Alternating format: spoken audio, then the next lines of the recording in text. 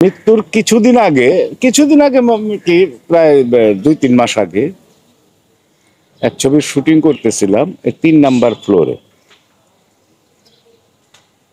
তখন একটা shot 3 number ফ্লোরের উপর থেকে জাম করবে। তো সাধারণত বড় বড় রিক্সি কাজ স্ট্যান্ডম্যানরাই করে। তখন আমি বসা, সে আমার পিছনে যায়, আমার ঘাড়ে হাত দিয়ে বলতেছে, মামা শটটা আমি ডাইরেক্ট দিই। তখন আমি বললাম, তুমি কি পাগল হয়ে গেছো?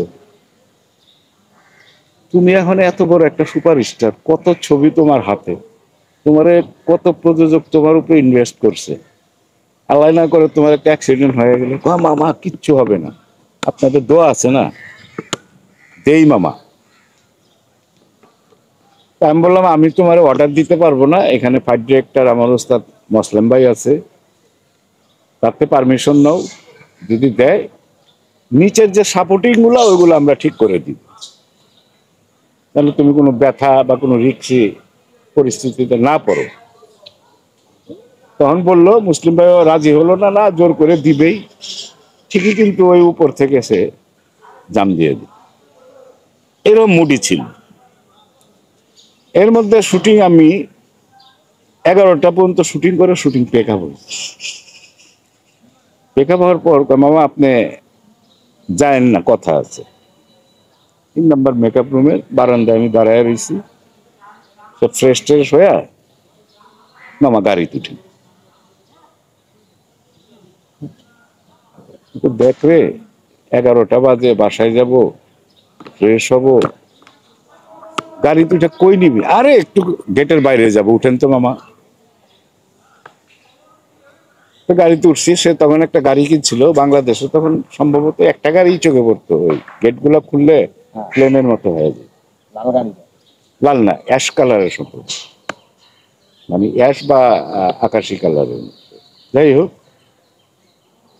তো গাড়িতে উঠলাম, সে টান দিয়া বের হয়ে চললো। যাইতে যাইতে আমি দেখি সাভারের দিক চলে যাচ্ছে। কি হলো, কই যাচ্ছ তুমি? আরে মামা বন্ধ। আর সে কিন্তু গাড়ি খুব রাফ ভাবে চালাইতো, খুব স্পিডে চালাইতো গাড়ি। ওর গাড়িতে যারা চড়ছে ওই দোয়া দূরত পড়তে পড়তে যাইতো আর কি, ভয়ে, এত স্পিডে গাড়ি চলে। এক পর্যায়ে দেখা গেল সাভার ছেড়া মানিকগঞ্জ রোডে চলে গেল। আরে মামা তুমি বলবে তো, আচ্ছা যখন গাড়িতে উঠছি যাব কোথায়? ওই মামা হঠাৎ শুটিং এ করতে করতে মন চাইলো আমি ইলিশ মাছের ডিম আর পাতলা ডাল দিয়ে আমি ভাত খাবো, খুব প্রিয় খাবার আমার। আরিচা যায়, সোজা আরিচা চলে গেল, একটা রেস্টুরেন্টে গেল। তখন তো প্রত্যেকটা ওই ছন বেড়া দিয়া হোটেল, আরিচা তো আপনারাও দেখছেন, নদীর পাড়ে যেসব হোটেল, এরকম ভিআইপি হোটেল না, পাটাটনার হোটেল। একটার মধ্যে যায়া, ইলিশ মাছের ডিম আছে, জি মামা আছে, আর সে তো ক্যাপ ট্যাপ পরা, তোরা প্রথম চিনতে পারিনি, কিন্তু আমরা সবাই চিনা গেছে। আরে মামা, তারপরে আমার চেনার থেকে তারে চিনছে, ক্যাপ ট্যাপ পরা ছিল। যাই হোক, ফ্রিজ থেকে সবচেয়ে বড় বড় যে ইলিশ মাছের ডিমগুলা, প্রায় 5-6টা ডিমের ইয়া বের করছে, ফ্রাই করো, আর ডাল আছে আছে গরম করো। এই ইলিশ মাছের ডিম দিয়া পাতলা ডাল দিয়ে খাওয়া দাওয়া করে আমি তাড়াতাড়ি চল, ভোর হয়ে আসতেছে, ঢাকায় যাইতে হবে, আবার সকাল থেকে আবার ওই সেটেই ছুটি।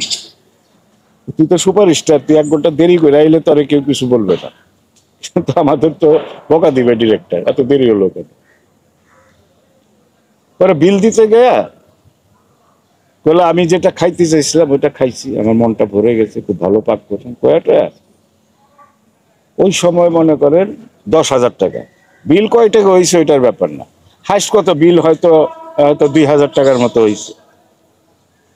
10,000 টাকা দিয়ে দিয়া তারপরে আবার 100 টাকার একটা, তার একটা লেদারের ব্যাগ ছিল, ওই ব্যাগের ভিতরে প্রচুর টাকা সে দিয়া ক্যারি করত। ব্যাগের থেকে 100 টাকার নোটের একটা বান্ডিল বের করে 200 200 200 200 করে প্রায় 6-7 জন স্টাফে বকশিস দিয়ে আবার ঢাকার দিকে রওনা করি। এই যে এত বড় একটা সুপারস্টার, যার ভিতরে কোনো অহংকার নেই, আমাদের মতো, ওর চলচ্চিত্র ওর আগে আসছি, ওর অনেক সিনিয়র, ঠিক আছে, কিন্তু ওই যে একটা সুপারস্টার, আমাদের মতো ছোটখাটো আর্টিস্টরা যে সম্মানটা করতো, এগুলো আসবে না। যখন ছবি দেখি চোখ ঘামায়, চিন্তা করি এখন কাদের সাথে শুটিং করতেছে। কিন্তু এখন